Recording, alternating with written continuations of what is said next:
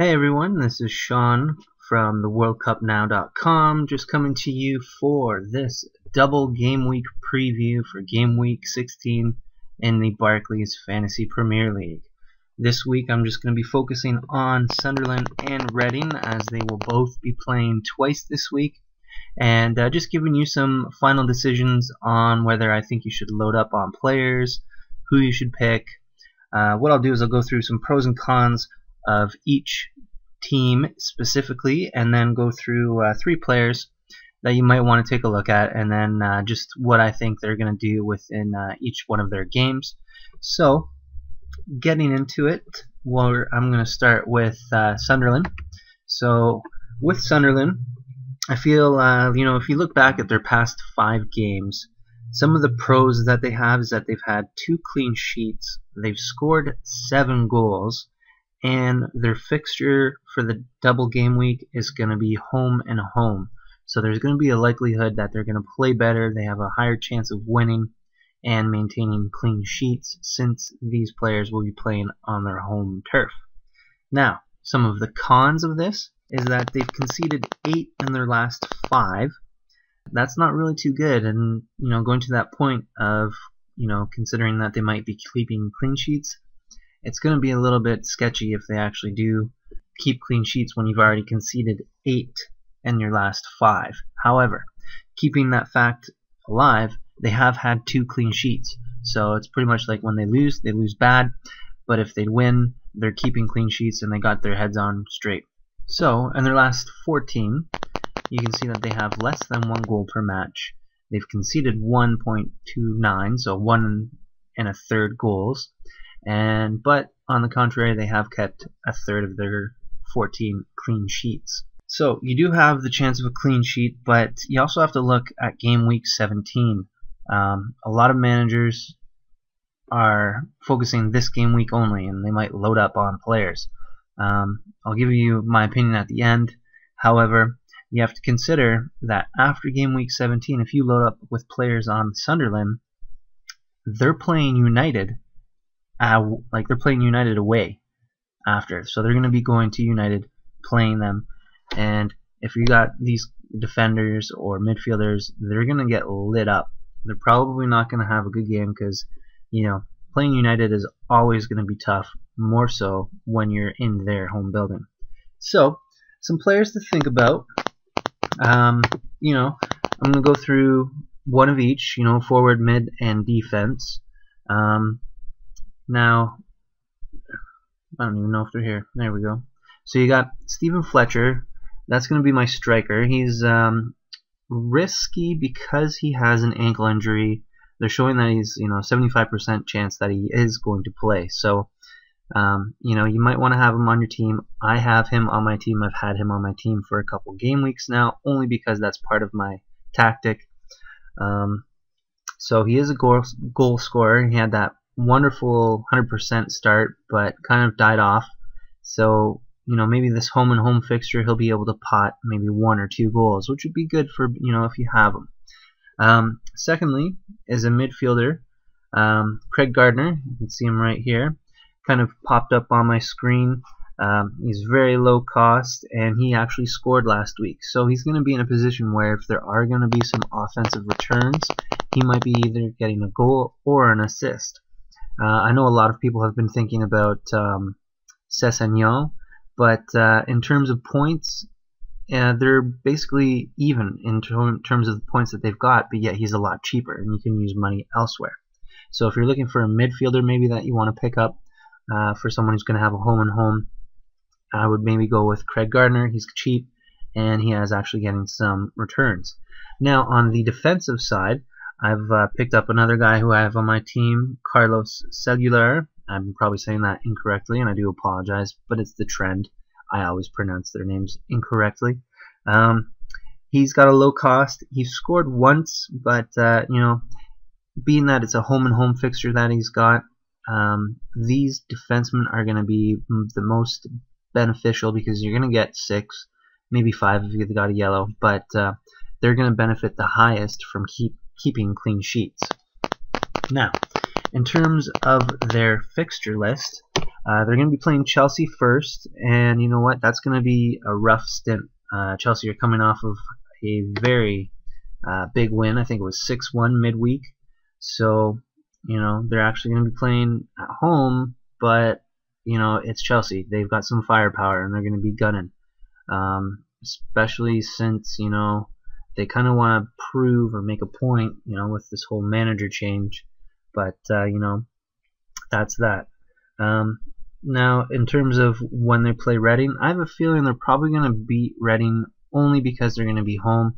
It depends, of course, on injuries and how tired everyone will be. Playing a double game week is not always the easiest to keep your form, so you want to keep an eye out on that. But once you've laid your cards on the table, there's nothing you can do. You just got to go with the flow. So you know, I'm thinking that they'll probably lose against Chelsea and then they'll win against Reading. So that is probably why you want to lean more towards players on Sunderland. Now, I'm just going to go to the other team playing a double game week, which is Reading. Reading, boom, there we are. So, with Reading, some of their pros is that they've scored 8 goals in their last 5, 3 of which came against United. So it goes to show that even if they're going to be playing top-notch teams, they're still going to be getting some goals. They're still going to have offensive results. Now, they're also going to be facing 2, I don't want to say weaker, but they're going to be facing 2 easier teams in terms of their fixture list. Now, getting into the cons, though, it's an away and away. So that's going to be harder. You know, playing 2 games very close together away from your home is always going to be taxing on you. And also, they've conceded 10 goals in their last 5 games. So not really going to be looking for some Reading defenders to be keeping clean sheets here. So you may want to, if you're going to pick up Reading, go for more on the offensive side, more so because they've scored 8 and 3 of them came in against Reading. You're going to have more of an opportunity that when they do score, that's where it's going to come from. You're going to get your points from their offensive returns, not so much their defensive returns. So, if you were to load up, let's say, on Reading players, you have to also consider, too, that they will be playing at home against Arsenal. So, again, a high firepower team, you don't really want to have defenders when you've got people who have really good firepower and offensive teams coming into your home turf. So, now, let's go through some of their squad. I've got a couple players here, some that are on my team, some that are not. But the first one, speaking of the offensive returns, is going to be Adam Lefondre. You know, all 3 of these guys are 5 or under, so they're all very cheap. And Adam here has scored 3 goals in his last 5. So, again, speaking of these offensive returns, he's on the forward end and actually getting these returns. Second to that is a player that I have on my team, and that's Joby McNuff. He's a midfielder, very low cost, and he seems to be the one player that sets up everyone else. He hasn't scored yet this season, but he has assists. So you do have the option of you know, getting some offensive returns to that extent as well. Now, in terms of defensemen, if you're really looking to get someone on defense, and you're just like, okay, I want someone who's cheap, I would opt for Nicky Shorey. He's a little bit more offensive. He's got 4 assists in the last 5 games, and you know, if they do happen to maintain clean sheets, you know, if he got an assist and a clean sheet, that is a spectacular result for someone who's priced less than 5. But you can also see, though, he has had 7 yellow cards this season. I'm not sure if that's this season or if this is just for today or for overall, but you know, you want to keep an eye out on that. Now, for me personally, I'm not recommending that you're going to get Reading defenders, simply because you want to go for their offensive, not for their defensive capabilities. Now, for their fixtures, the away and away, with Southampton, they do have a tough chance, or a tough call, but I think their fixture list is a little bit better than Sunderland's, even though they're away and away.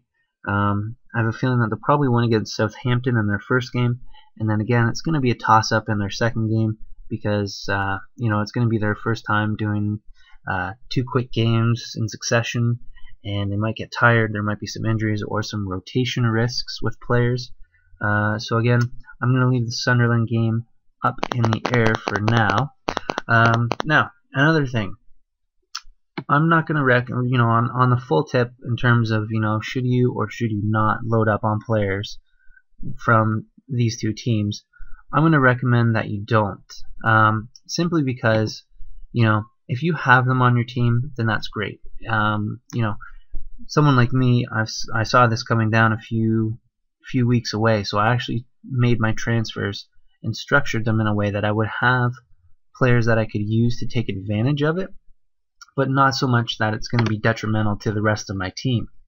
So if you have them, great, but don't go out and load up on them, because the fixtures afterwards are not favorable. You've got United and Arsenal, and also too, if you have any Chelsea or Southampton players on your team, they're actually going to be drawing a blank next game week because they're not going to be playing. So if you got Mata, Hazard, Ivanovic, Torres, or anyone from Southampton, I don't really have Southampton players, so I can't really name them off. I do apologize. But if you have any players from there, they're going to be sitting next game week because they're not playing. So what are you going to do if you have these crappy players from, Sunderland and Reading? No offense, but you want to have something that's, you want to have some firepower on your team. So I don't really recommend that you go and load up on these players, because you have to consider that you're going to have to make some quick changes for game week 17.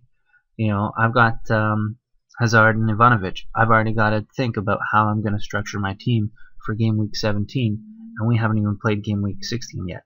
So you always got to be thinking ahead, and I'm trying to just give you that tip to keep an eye out. If you do have Chelsea players, they are going to be on the bench for game week 17, or you can play them, but they're just not going to get any points. So again, that's how I feel. You can take advantage of it, but don't go overboard, because you're just going to hurt yourself in the end. So thank you very much for your time. I always appreciate it. Check out the site. Leave comments below, either on the YouTube channel or on my website. I always appreciate it. And again, best of luck, and I'll see you next Thursday.